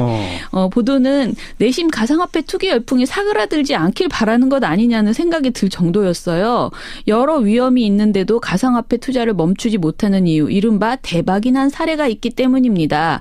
자칭 수백억 원을 벌었다는 경험담이 쏟아집니다. 도대체 얼마나 많은 사람이 얼마를 번 사례가 있을까요? 라면서 보도를 통해서 가상화폐 투자 대박 사례를 나열했습니다. 그래요? 예, 앵커는 이런 구미가 당기는 멘트를 한 다음에 이렇게 간단하게 말합니다. 유념하셔야 할 것은 돈을 잃은 사람도 상당수라는 겁니다. 라고 아하. 충고했어요. 예. 그런데 이제 리포트를 보면요. 리포트 시작부터 비트코인으로 처음 대박을 낸 부자는 미국 제이미 거래소를 설립한 쌍둥이 윙클보스 형제다.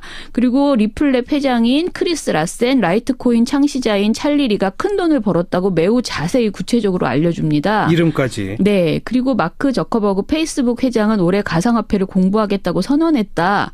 그리고 마이크로소프트 창시자인 빌 게이츠도 가상화폐의 전망을 낙관했다라고 전했습니다. 예. 그리고 국내에서도 100만 원으로 시작해서 340억 원을 벌었다는 사례가 최근 투자자들 사이에서 회자되고 있다.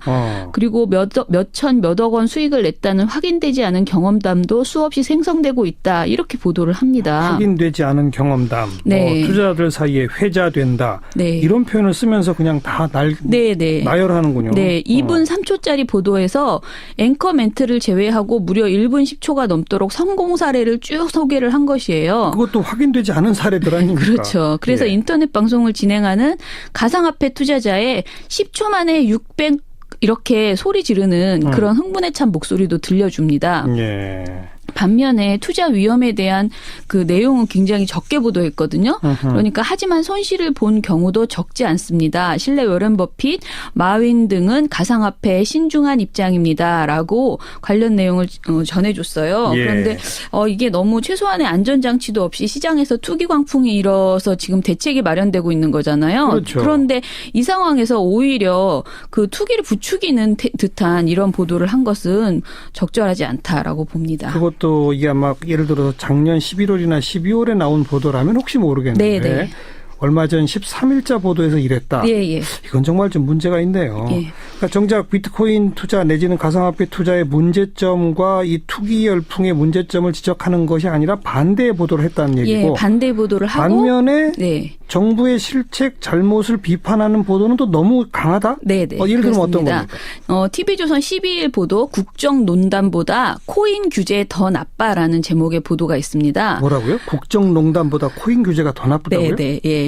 이 보도는 기자가 가상화폐 규제를 박근혜 정부의 국정농단과 비교하기도 합니다라고 멘트를 해요. 예. 그리고 제목도 이렇게 국정농단보다 코인 규제가 더 나쁘다라고 이렇게 다운표 처리되어 있어서요. 다운표? 예. 실제 이런 시민의 의견이 있었던 것처럼 이렇게 묘사되어 있는 것이죠. 예. 그런데 정작 이 보도를 보면요. 어디에도 이런 내용이 없습니다. 예. 보도에서 보여준 시민 반응은 법무부 장관의 이야기는 그 발표는 독단적이었다는 지적 정도였어요. 예.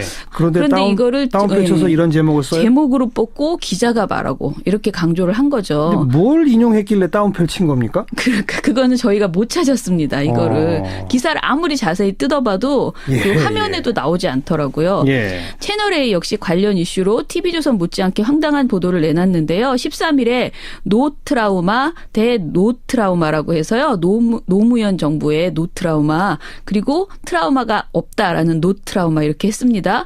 이 보도는 가상화폐 대응에 있어서 청와대와 정부가 민감하게 서두르는 모습을 보이고 있는데 그 배경에는 노무현 정부 때 정책 실패에 대한 트라우마가 있다는 주장입니다. 아하. 예, 채널A는 이런 주장의 근거로 두 사건이 그러니까 한마디로 말해서 예전에 바다 이야기 사건 있잖아요. 예. 그거를 언급을 합니다. 두 사건이 피해자 숫자가 굉장히 많다는 것 그리고 문제를 바라보는 정부 시선이 투기, 도박이라는 점에 있다는 것을 공통점으로 이야기를 해요. 예. 그리고 노무현 정부 당시 전국을 강타했던 사행성 오락실 바다 이야기 문제가 터졌을 때 문재인 대통령이 대통령 시민사회 수석과 민정수석 비서실장을 맡은 바 있다라고 굳이 이것을 엮어서 아하. 이야기를 풀어갑니다. 예. 바다 이야기에 대한 정책 실패 트라우마가 가상화폐에 대한 강공 대응을 가져왔다는 해석을 내놓았습니다. 이야, 이거 독특한 해석인데요. 예. 게다가 채널에 있는 이 보도에서 바다 이야기에 정권 실세들이 연루돼 있다는 의혹이 제기되었다라고 하면서 홍준표 자유한국당 대표의 발언을 실어줍니다. 예. 이 발언은 쟤들은 돈이 많아가지고 여론조사를 억수로 해요. 아니 얘들은 무슨 돈이 이리 많노. 누가 그러더라고. 옛날에 바다 이야기 때 돈 많이 쟁여놨다고 라는 발언을 그대로 들려줍니다. 이건 최근에 한 발언이겠죠? 네. 그런데 이 발언을 한 다음에 기자가 그래도 찜찜했는지 이 내용은 확인된 것이 없음에도 이렇게 말을 합니다. 확인되지 않았다는 걸 분명히 알면서도 예. 이 말을 이렇게 말 나온 김에 이것까지 소개한다라면서 전해준 거죠. 이런 건 악의적 보도네요. 예. 그리고 채널에 있는 또 다른 트라우마도 예상해 볼 수 있다라면서 노무현 정부의 부동산 정책 실패가 문재인 정부에게 트라우마를 주었을 것이라고 설명을 합니다. 부동산 정책을 또 갖다 붙여요? 네. 한마디로 가상화폐 그 자체에 대해서는 대책이 중요하지 않고요. 그냥 노무현 정부의 실패가 문재인 정부에서도 반복되고 있고 문재인 정부가 이를 두려워하고 있다는 주장을 펼치는 그런 보도였고요. 이를 이제 근거로 삼기 위해서 여러 가지 비슷해 보이지도 않는 내용을 마구잡이로 끌어모았다. 이런 TV조선하고 채널A를 소개하셨는데 신문들은 어때요? 일단은 제가 본 것은 중앙일보의 17일 칼럼이 좀 비슷한 내용이었어요. 예. 비트코인 두 번째 단추를 잘못 끼웠다라는 중앙 시평이었는데요. 이철호 논설주간이 작성한 이 칼럼에서는 이번 정부가 보이지 않는 손보다 문 대통령의 개인기를 믿고 있다. 했습니다. 70%대 국정 지지율에다가 친문 댓글 부대 가로 열고 문꿀 오소리라고 썼습니다. 예. 친문 댓글 부대가 뒤를 받쳐주고 있기 때문이다라고 이야기를 하고요. 정치만 버텨주면 웬만한 경제 실패는 다 덮을 수 있다고 여기고 있다. 이 정부가. 예. 이런 자신감이 갑자기 흔들리고 있다. 비트코인 때문이다라면서 비트코인 얘기를 꺼냅니다. 예. 이 주간은 비트코인 가격이 순식간에 25% 곤두박질하자 돈을 잃은 2030 세대들이 청와대 게시판에 몰려가서 대한민국에서 처음 가져본 행복과 꿈을 빼앗지 말라며 난리를 부렸다. 예. 이렇게 전하고요. 예. 그리고 초기에는 여느 때처럼 문꿀 오소리가 동원돼 온라인을 장악했다라고 표현합니다. 예. 그리고 두 번째로는 코인 좀비라고 하면서 코인 좀비들이 문재인도 탄핵으로 가자, 지방선거 여서야대로 가자라는 댓글을 달자 순식간에 상황이 역전됐다고 또 전합니다. 아하. 그러면서 이 논설주간은 이 댓글들에 그러니까 여서야대로 가자 이런 글에 좋아요가 2만여 개나 달렸다. 네. 사이버 여론의 지배자 문꿀 오소리가 처음 완벽하게 패배한 것이다. 댓글로 흥한 자, 댓글로 망한다는 불길한 댓글까지 어른거렸다라고 상황을 설명을 합니다. 예. 굉장히 신나 보이는데요. 그렇죠. 글자의 그 기분 상태가 막 나와요. 그래. 맞아요. 네. 이번 사태의 후유증은 넓고 깊다. 이명박이 4대 강으로 22조 원을 날렸다면 문재인은 7시간 만에 100조 원을 날렸다. 박근혜가 삼성 돈을 빼앗아 최순실에게 넘겼다면 문재인은 내 주머니 용돈까지 털어갔다라는 댓글들이 이어진다고. 그러니까 댓글 중에 이런 내용을 굉장히 많이 인용해서 설명을 했습니다. 예. 하지만 거듭 말씀드리는 것처럼 과열된 투기 양상 속에서 사람들이 과격한 그 발언을 이렇게 보여주고 여론의 지배자 문꿀 오소리가 처음 완벽하게 패배했다라는 것은 매우 부적절하고 단정적인 표현이라고 생각이 되고요. 네. 이초로 주간이 계속 주장하는 친문 댓글 부대 문꿀 오소리라는 것은 사실은 특정하기도 어려울 뿐 아니라 국정원이나 사이버 사령부와 같이 정부에서 불법적으로 돈을 주고 댓글 공작을 한 것과 비교해서는 안 된다고 생각합니다. 다른 문제죠. 그렇죠. 예. 그럼에도 이 논설 주간은 마치 정부가 이들을 조직해서 그 여론을 조작하는 것처럼 이렇게 얘기를 하고 있습니다. 네. 제 생각에는 가상화폐에 대한 논란은 앞으로도 계속 이어질 것 같고요. 블록체인을 비롯한 가상화폐 기술은 굉장히 중요하고 이것에 대해서는 분명히 이야기를 해야 되긴 하겠지만은 투기 그 자체는 굉장히 사회적 혼란을 야기할 수 있기 때문에 방지해야 된다라는 이야기를 해야 될 것 같고요. 예. 이 와중에 정부 흠집내듯이 접근만 하는 것은 분명히 적절치 않다라고 보여집니다. 네. 뭐 이런 얘기 나온 김에 뭐 제 생각입니다만 청취자분들한테 문재인 정부를 지지하는 기사 내지는 칼럼이든 네. 비판하는 칼럼이든 간에 네. 주로 댓글을 인용해다가 네. 주로 장식하는 글들이 있다면 예. 양쪽 어느 쪽이든 간에 맞아요. 지지건 반대건 네. 그건 잘못된 기사입니다. 예, 예. 자기가 하고 싶은 말을 자기 입맛에 맞는 댓글만 골라서 네. 작성하면요. 네. 저라도 지금 앉아서 30개의 글을 쓸 수 있어요. 찬성 쪽 쓸 수 있고 반대 쪽 쓸 수 그렇죠. 있습니다. 네. 그건 기사라고 볼 수가 없어요. 예, 예. 네. 그래서 심지어 저희는 모니터하면서 그런 얘기를 하는데 이 댓글을 기자가 쓰고 자기가 기사를 쓴 것 아니냐라고 막 놀릴 때가 있습니다. 왜냐하면 근거가 없거든요. 네. 예. 거기까지 할까요? 네네. 다음 어떤 또 보도를 볼까요? 평창 올림픽과 남북 대화에 대한 보도들이 요즘 많이 나오잖아요. 예. 그런데 이런 중에서 오보나 카더라성 보도들이 제법 있습니다. 어떤 거죠? 일단은 지금 그 현송월 모란봉 악단 예. 그 악단장이죠. 예. 이분이 이제 그 이번에 북한 예술단으로 파견돼서 온다라는 사실이 알려졌잖아요. 예. 그랬더니 그 보도를 하면서 현 단장은 김정은 북한 노동당 위원장의 그 애인이었다. 한때 애인이었다는 설. 네, 그거 말이죠. 그걸 굉장히 많이 보도했습니다. 좀 이상했는데 이거 거의 모든 언론이 다 보도하지 않았나요? 거의 모든 언론이 이 말을 꼭 했습니다. 먼저 신문부터 보면요. 15일에 현송월 모란봉 악단 단장이 남북 실무접촉 대표에 포함됐다는 소식을 전하면서 6개 일간지가 모두 다 이 관련 내용을 보도했는데 언급하지 않은 것이 단 한 곳도 없습니다. 예. 특히 경향신문은요. 15일 관련 기사 제목이 오늘 판문점 오는 김정은 옛 애인설 현송월 이라고 뽑았습니다. 예. 국내에선 현 단장이 김 위원장 옛 애인이라는 소문이 퍼져 있다라고 보도를 했고요. 심지어 이 뒤에는 하지만 정성장 세종연구소 통일전략연구실장은 현 단장이 김 위원장의 옛 애인이라면 부인인 리설주가 현 단장이 중책을 계속 맡으면서 남북 예술교류 전면에 나서도록 방관하지 않았을 것이라고 했다라는 발언을 덧붙여주거든요. 이렇게 쓰면서도 제목을 이렇게 뽑아놓은 것이에요. 그리고 한국일보와 한겨레도 비슷하게 현 단장이 김 위원장의 연인이었다는 주장도 있지만 확인된 바는 없다라고 그나마 보도를 했어요. 동아일보도 김정은의 옛 애인 중 한 명으로 알려진 현송월 모란봉 악단장이라고 아예 단정적으로 표현을 했고요. 방송도 거의 비슷하죠. 방송은 더 심합니다. 그래요. TV조선의 김정은 옛 애인 가수 출신 노동당 간부라는 13일자 보도에서는요. 앵커가 현 단장에 대해서 가수 출신으로 노동당 간부가 된 인물입니다. 특히 김정은의 옛 여인으로 알려져 있습니다. 라고 단정적으로 설명했습니다. 기자도 지난해 초 우리로 치면 대통령 비서실에 해당하는 노동당 서기실 과장에 임명됐다는 말이 나올 정도로 김정은의 신임이 두터운 것으로 전해진다라는 설명에 앞서서 김정은의 옛 애인 중 한 명으로 알려졌다라고 언급합니다. 거의 똑같군요, 다. 네, 이런 식의 보도들이 사실은 굉장히 무리하게 사실로 밝혀지지도 않고 밝힐 수도 없는 내용이거든요. 그런데 이런 내용을 무책임하게 보도하고 있는 것이다라고 볼 수밖에 없습니다. 네. 물론 북한 체제의 특성상 김정은과의 어떤 개인적 관계라고 하는 것을 주목하지 않을 수 없기도 하지만 저 본인들 스스로도 계속 설 이렇게만 쓸 수밖에 없는데 빼놓지 않고 쓴다는 건 조금 문제가 있네요. 예, 그리고 이게 이제 가십성으로 흥미 위주의 얘기인 것이고요. 그리고 문제는 제가 보기에는 앞으로 이제 북한 응원단이 들어오면요, 이런 식의 흥미 위주의 보도가 더욱 더 쏟아질 것 같습니다. 북한 응원단 뭐 미모가 어떻고 뭐 이런 쪽으로 또 막 나가겠죠. 부디 남북 관계나 또는 북한 응원단 관련해서 선정적인 시각에서 접근하지 않았으면 좋겠다. 열심히 보도하는 건 좋지만은 그 미녀라는 것을 소비하는 식으로는 나오지 않았으면 좋겠다라는 생각입니다. 여기까지 수고하셨습니다. 감사합니다. 민주언론 시민연합 김원경 사무처장이었습니다. 시사키 이번 한 주 순서 모두 마치겠습니다. 좋은 주말 보내시고요. 월요일 저녁 다시 인사드리죠. 안녕히 계십시오. 정부에 들어서서는 아마 그런 하명 수사 같은 경우도 과거의 적폐라고 보는 인식이 내부에 있을 거예요. 지금 청와대는 그렇게 주장합니다.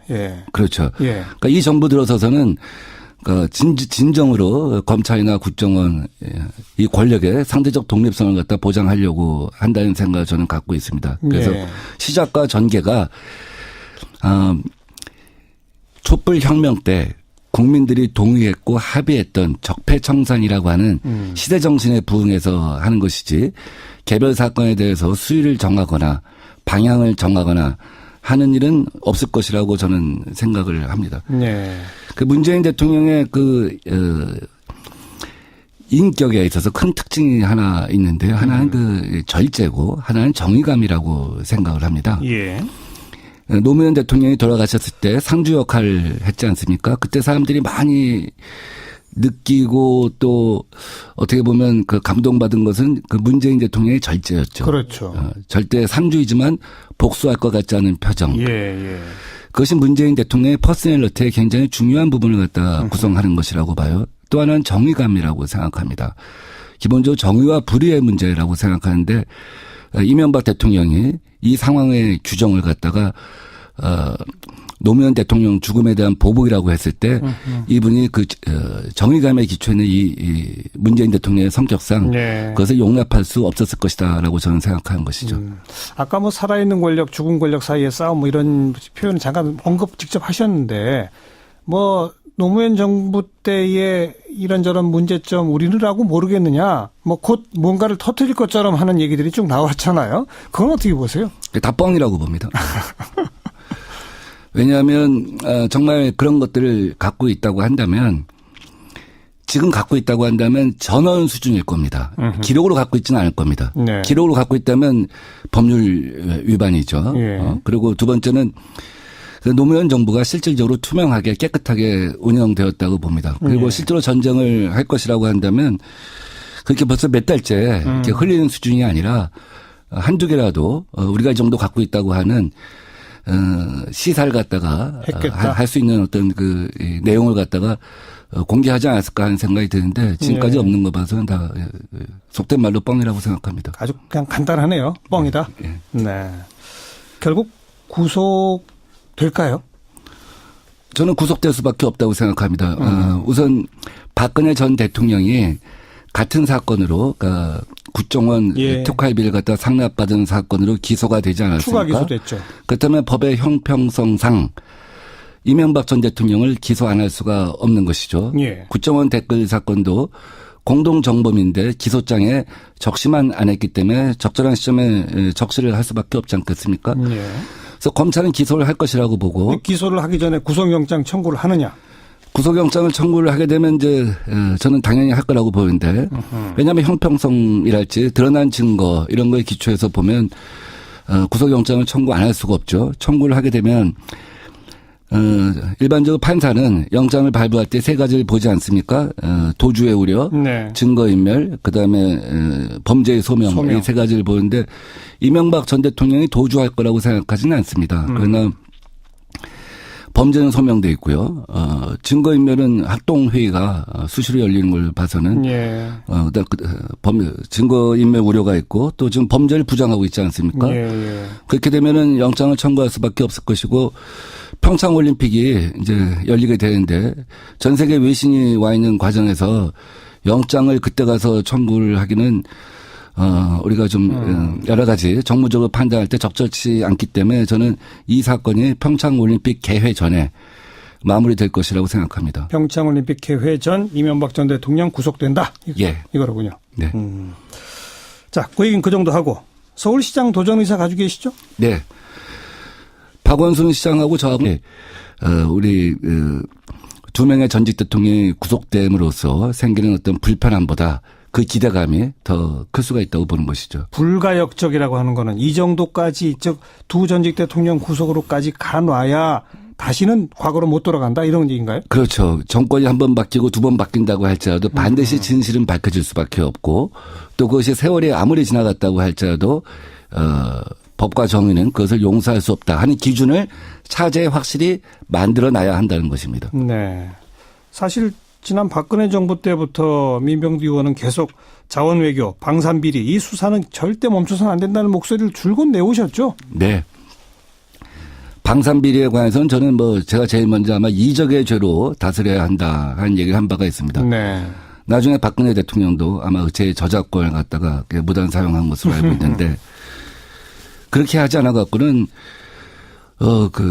국가의 방위라고 하는 것을 어떻게 제대로 구축할 수가 있겠습니까? 예. 방산비리도 이렇게 수십조에 달하는 국민 혈세를 갖다 낭비한다고 했을 때 그것의 진실이 규명되지 않는 한 다음에 그런 정책적 그 방만함 같은 것을 갖다가 어떻게 정비할 수가 있겠습니까? 그래서 박근혜 정부 때 그것을 규명한다고 했지만 사실 제대로 된 수사가 되지는 않았다고 저는 봅니다. 그렇죠. 왜냐하면 초록은 동색이고 그 뿌리가 그 뿌리를 같이 하고 있기 때문에 수사를 하다가도 어느 순간은 사실 스스로 저하게 됩니다. 네. 문재인 정부 들어서서 국정원 적폐 사건 같은 경우도 전혀 다른 사람들이 와서 조사를 하면서 진실의 일단들이 드러나기 시작한 것 아니겠습니까? 그러니까 전혀 다른 사람들이 조사를 함으로써 진실 규명에 더 접근할 수 있다 저는 이렇게 생각을 합니다. 네. 사실 지금 현재 검찰은 자원외교 방산비리는 아예 건드리지도 않고 있는 상태 아닙니까? 다시금 건드려야 한다고 보신다 이거죠? 예, 저는 반드시 건드려야지만 진실을 갖다 규명하는 것이 굉장히 중요하다고 생각합니다. 그런데 이명박 전 대통령이 이제 이틀 전에 형식은 기자회견 형식이었지만 사실은 성명서 낭독으로 끝났어요. 이건 이제 정치 보복이다. 이런 어떤 프레임을 짰습니다. 그건 어떻게 생각하세요? 우선 정치적으로 마지막 비명이라고 생각합니다. 어떤 실질적인 저항이라고는 볼 수는 없을 것 같아요. 왜냐하면 실질적인 저항이 되려면 거기에 정의랄지 진실이 있어야 되고 국민적 공감이 있어야 하는데 두 가지가 다 결여된 것 아니겠습니까? 그래서 그것을 어떤 살아있는 권력과 죽은 권력이 뭐 혈투를 벌인다, 정면 승부를 한다 이런 뭐 시각은 저는 동의하지 않고 예. 그냥 마지막 비명일 뿐이다. 할 수 있는 것이 없고 그런 선상에서 어떻게 보면 할 수 있는 마지막 외마디 아니겠느냐 하는 생각을 합니다. 근데 그 성명의 내용을 보면 많은 국민들이 이렇게 표현되어 있습니다. 이걸 정치 보복으로 여기고 있다. 학동 주변에 있는 많은 국민들이겠죠. 학동에 찾아오는 많은 국민들이 그렇게 생각한다는 것이겠죠. 국민의 공감을 못 얻고 있다. 이렇게 보신다. 네, 저는 뭐 전혀 국민의 공감이 없을 것이라고 생각합니다. 그리고 지금 정부 여당은 이건 뭐 그냥 사법 절차에 의해서 검찰이 알아서, 즉 청와대의 하명에 의해서가 아니라 증거에 입각해서 지금 문제가 있고 비리와 부정부패가 있으면 그걸 밝혀내고 있는 것이다라는 인식이지 않습니까? 네. 그런데 마치 청와대가 검찰을 조종하는 것처럼 한 그 성명에 대해서 문재인 대통령도 참 분노를 금할 수 없다는 식의 표현까지 한 거 아니겠어요? 예. 근데 그런 대목에 대해서 그 이명박 전 대통령 측 분들이 언급하는 내용을 보면 이런 말들을 해요. 검찰이 그냥 알아서 하는 게 아니다. 오래전부터 집권 여당의 대표가, 집권 여당의 유력 정치인들이, 거기는 아마 민병도 의원이 포함될 겁니다. 이명박 구속해야 한다라고 계속 해오지 않았느냐. 그대로 되고 있는 거 아니냐. 이게 어떻게 왜 하명 수사가 아니냐라는 식의 논리는 어떻게 보세요?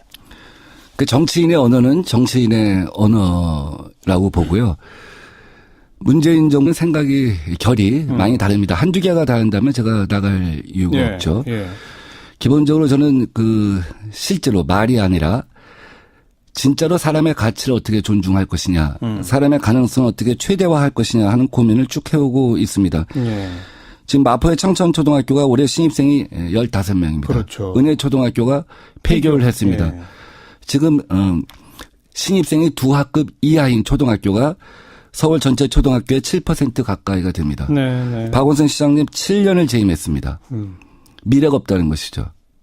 초등학교가 문을 닫는 사태가 일어나고 있다고 하는 것은. 근데 대안이 있으세요? 전 있습니다. 어떻게 하는 겁니까? 오늘 공개하기가 좀 그러네요. 시간을 내가 뭐 충분히 주시면 다음 주 월요일 날 제가 대안을 공개합니다. 저는 작년 7월 달에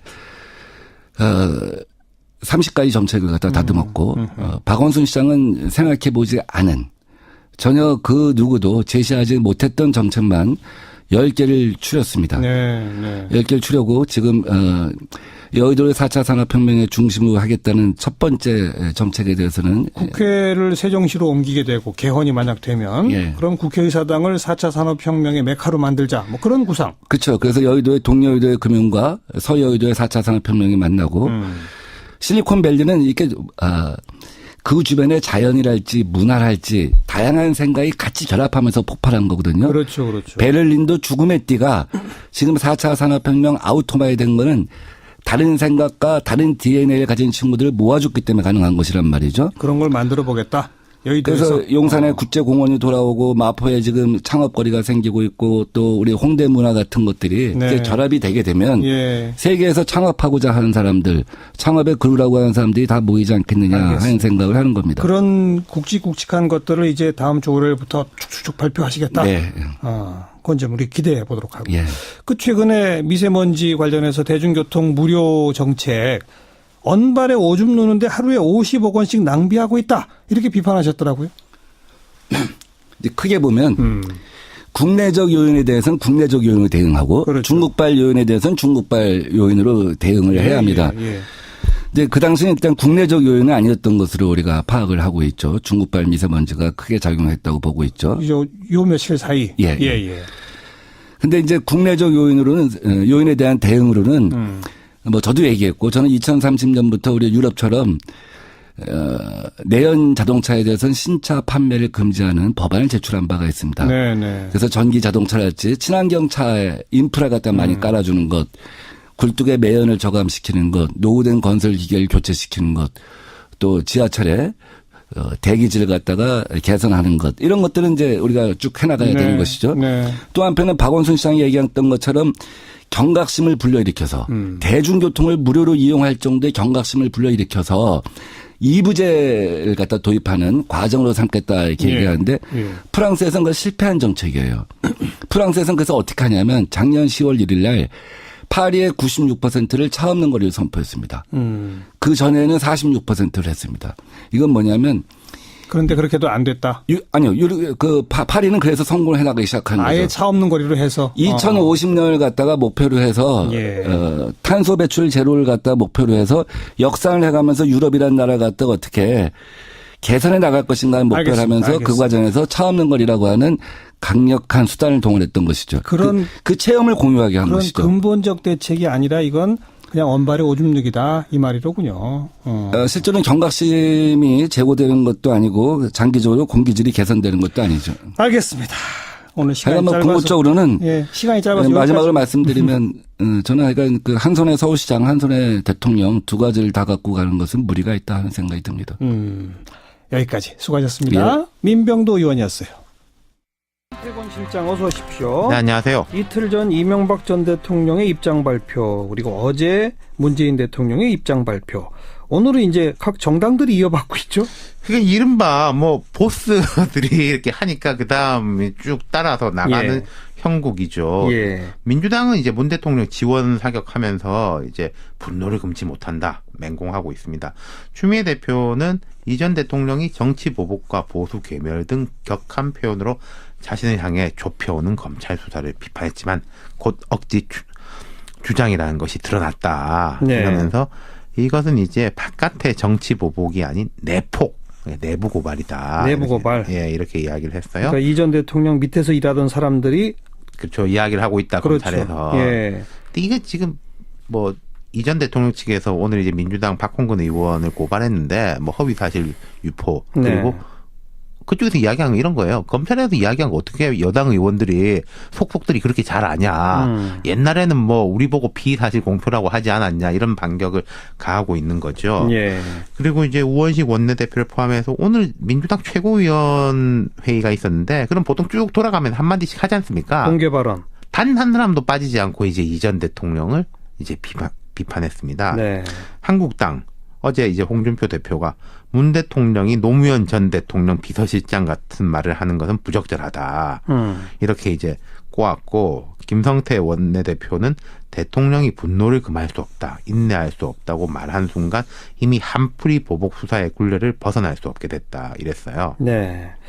그러니까 엊그제 이명박 전 대통령, 어제 문재인 대통령 앞으로 이제 정당의 이런 공방 이건 뻔히 예상할 수가 있는 일이잖아요. 그렇죠. 특히 이제 이 전 대통령 그럴 겁니다. 이게 정치적 갈등의 프레임, 진보와 보수의 프레임, 이제 보복의 프레임 이런 식으로 가져가는 게 애초에 목표였을 거예요. 목표였겠죠.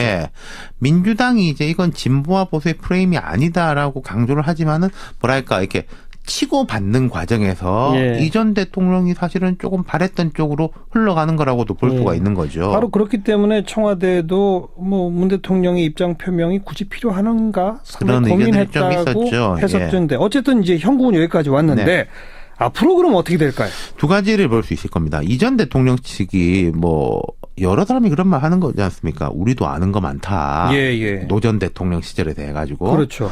개띠해, 개싸움 이런 식으로까지 이야기하면서 폭로 이런 식으로 운을 띄우는데요. 저희가 현실화되기 어렵다고 봐요. 어렵죠.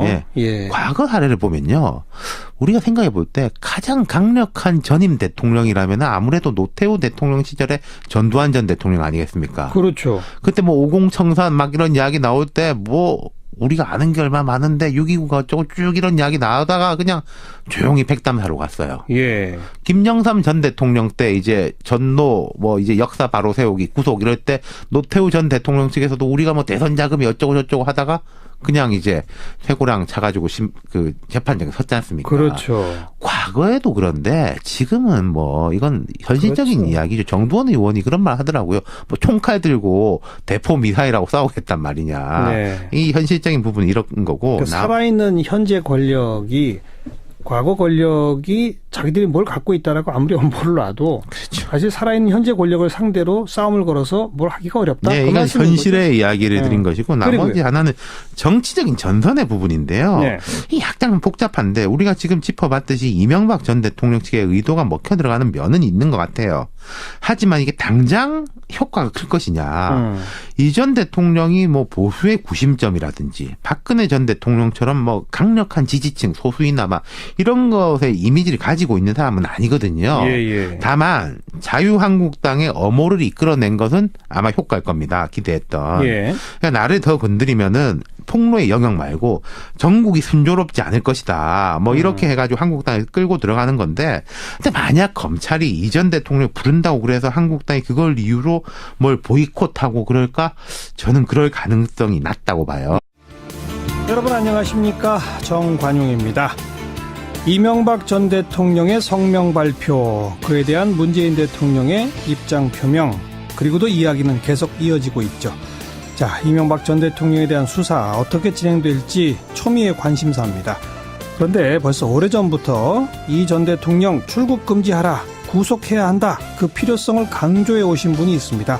더불어민주당의 민병두 의원, 이번에 서울시장 도전 의사도 밝힌 바 있죠.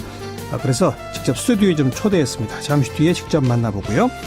7시 5분 시작되는 2부에서는요, 이 신년 기획으로 새롭게 준비한 순서입니다. 갑질 타파, 그 첫 시간 보내드립니다. 뛰는 갑 위에 나는 을 만들기 프로젝트인데요.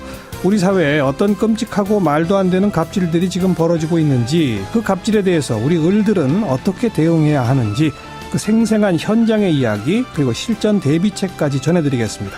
직장갑질 119 여러분 다들 아시죠? 박점규 운영위원, 그리고 윤지영 변호사와 함께 하겠습니다. 그리고 한 주간 우리 언론 보도 흐름 전해드리는 김원경의 미디어 포커스까지 2부 시간에 준비하죠. 잠깐 광고 듣고 시작합니다. 이명박 전 대통령에 대한 수사 앞으로 어떻게 진행될까요? 네, 온 국민의 지금 관심사입니다. 근데 벌써 오래전부터 구속 수사해야 한다, 이런 필요성을 강조해 오신 분이 더불어민주당의 민병두 의원이세요. 최근에 서울시장을 향한 발걸음을 떼기도 하셨는데, 그래서 스튜디오에 직접 초대했습니다. 어서 오십시오. 예, 반갑습니다. 네. 작년 11월 이명박 전 대통령 두바이로 출국한 거 있잖아요. 잠깐. 예. 그때 이 출국 금지 조치 내려야 된다, 1인 시위까지 하셨었죠. 예, 그렇습니다. 그리고 또 최근에 이 전 대통령 자택 앞에서 이 시민단체가 구속 촉구 집회할 때 거기도 참여하셨죠. 네. 이렇게 명시적으로 출국 금지, 구속 꼭 해야 한다고 주장하시는 이유가 뭡니까? 제 마음의 분노가 삭혀지지가 않아요. 예. 과거에는 몰랐던 것들이, 설마 했던 것들이 다 하나씩 규명되면서 진실로 밝혀지면서 이거는 반드시 정의의 심판을 받아야겠다 하는 생각을 갖고 제가 검찰청사 앞에 가서도 또 이명박 전 대통령 자택 앞에 가서도 1인 시위를 하게 된 것입니다. 어떤 것들이 지금 밝혀지고 있는 겁니까, 그러니까? 우선 댓글 사건의 사실 배후이고 공동정범이라고 하는 것은 밝혀진 사실이죠. 다만 기소장에 이름만 안 올렸을 뿐이죠. 다음 두 번째는 박근혜 대통령과 똑같은 특활비를 갖다 상납받았다고 하는 것이 드러나고 있지 않습니까? 5건에 대해서도 점차 진실이 규명되고 있고요. 이 정도 된다고 한다면 사실은 이제 법의 심판에서 벗어날 수가 없을 것이다. 검찰이 기소하는 것이 당연한 수순이다, 저는 이렇게 생각합니다. 그것이 또 국민의 요구고 또 우리 헌법에 부응하는 것이라고 생각합니다. 우리 사회에 분명히 그래 두 전직 대통령을 다 감옥에 가둬놓고 이거 어떻게 해서 하자는 거냐, 이런 어떤 시각도 분명히 있잖아요. 그 부분이 상당히 부담이 되는 건 사실입니다. 사실 역대 대통령이 다 불행한 역사를 갖다가 갖고 사실은 퇴임을 갖다가 맞는 것에 대해서 누가 사실 이걸 기대하고 또 원하고 바라겠습니까? 그러나 지금 촛불 혁명 이후에 상당히 많은 국민들이 원하는 것은 사실 근본을 바꾸자, 이제 적폐를 청산하자, 새로운 질서를 만들자 하는 거 아니겠습니까? 어떻게 보면 이명박 박근혜 10년 동안 부정과 부패의 바벨탑을 쌓아 올린 겁니다. 그 10층 석탑 바벨탑 중에 위에 5개층을 갖다가 우리가 무너뜨렸다고 해서 부패가 완전히 제거된 것은 아니거든요. 그 밑에 있는 그 부패의 근원, 바벨탑의 근원, 기저까지도 사실은 우리가 정리를 하는 것이 다시는 적폐로 돌아가지 않는, 부패로 돌아가지 않는 그런 사회를 만드는 것이 아닌가 하는 생각이 듭니다. 그렇게 어떤 불가역적인 정의를 세우는 것이